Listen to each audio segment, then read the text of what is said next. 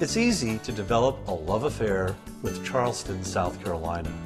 It exudes Southern charm, culture, history, and seafood. In fact, the allure is so great, the area is now considered by many travel ratings to be the top destination area in the country. Now, there's also some great golf, but there are a few ground rules. You're not going to find cheap in Charleston. You will find good value at great venues. In mid-fall, I stayed in the Mount Pleasant area, a great hub for easy access to downtown, the ocean, reasonably priced accommodations, and of course, the area's golf courses. I requested a sampling of courses that reflected a range of pricing. Close by was Patriots Point.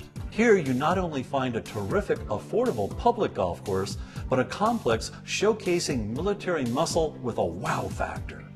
The Patriots Point links skirts Charleston Harbor. The opening holes seem to be resort style, not too tough, but when you come into view of the huge harbor bridge, like a roller coaster, it's a slow build to an exhilarating finish. The firm greens will test your nerves, especially on the incoming holes where the angles become acute and the winds, well, not so cute.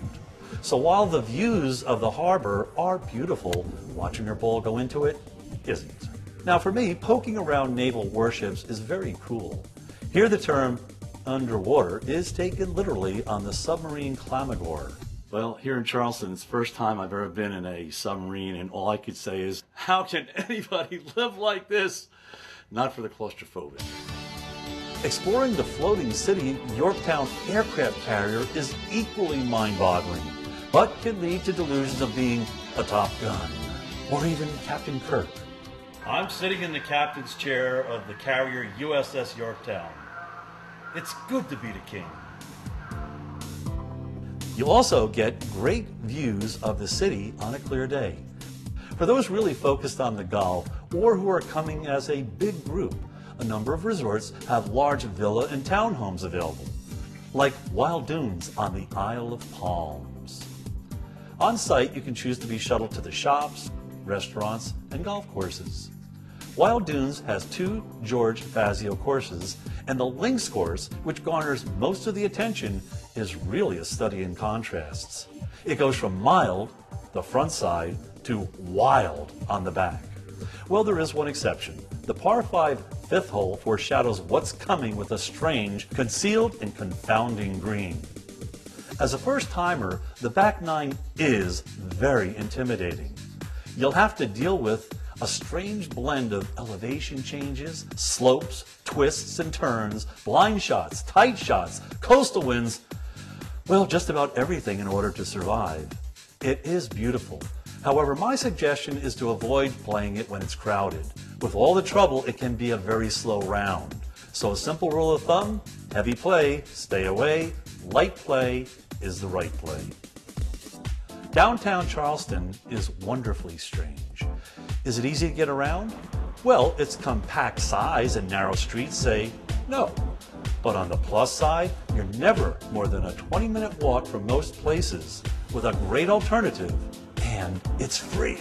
What we have is the downtown area shuttle called the Dash. It is pretty much all day up till around 8 in the evening, and then they have what's called limited service shuttle, which runs up until about midnight. And you can hop on and off that. It comes by about every 10 minutes. And so when you see that come by, you just hop on. You can hop off 2, 3, 4 stops down the road at your final destination.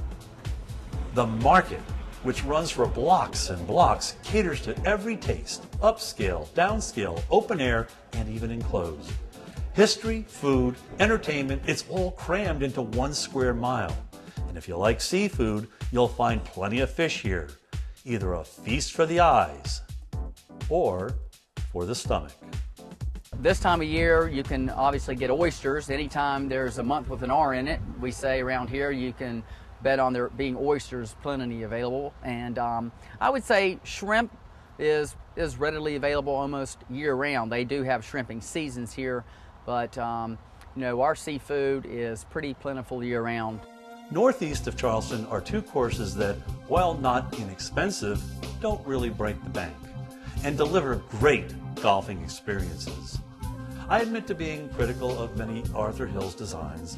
While overall they're enjoyable challenges, many times you find really punishing holes thrown into the mix. At Dunes West, maybe they give Hill a chew stick because it was a lot of fun to play without taking big bites out of me. Here you'll find a very balanced test of golf. The first 9 holes wind through picturesque woodlands, and you're given a generous amount of fairway acreage to navigate through. You will have to master reading southern grass grain, or many 3-putts will await. The back 9 opens up and becomes links-like as you approach the finish. Still, it is an Arthur Hills golf course. On video it's really hard to show, but by and large Arthur Hills does not like flat greens. It's hard to tell how slopey it is, but well, maybe I should toss the ball every time. With the winding Wando River and low country marshes bordering the 18th hole, you're reminded that this Arthur Hills layout still has teeth. Close by Dunes West, my favorite round was played at the Rivertown Country Club. A creation of the Arnold Palmer design team, it is a spectacular test of golf. 5 sets of tees make it manageable because you will face many challenges winding through marshlands and pampas grass. It's a fierce but fair test of golf with generous fairways, and even if you're having a tough day watching your ball, the beautiful views are easy on the eyes. My standard for a really good course is one where every hole is different and interesting. Rivertown, which has hosted an LPGA Tour event, fits this bill quite nicely. A great online resource for planning a golf trip is at charlestongolfguide.com. Here you can get instant quotes on pricing, and they have a staff of experts to help customize your trip in any way you need, by budget, location, and so forth. Unless you're consumed by golf 24/7, you must take advantage of all Charleston offers, and here are the best times to do it. From mid-September through October, you should find light crowds, great weather, and great conditions for golf, since it is prior to the overseeding of winter grasses. On the flip side, February is equally great to escape the cold and tune up for springtime. Light crowds in either season, and while you're there, don't pass up the opportunity to see the South rise again.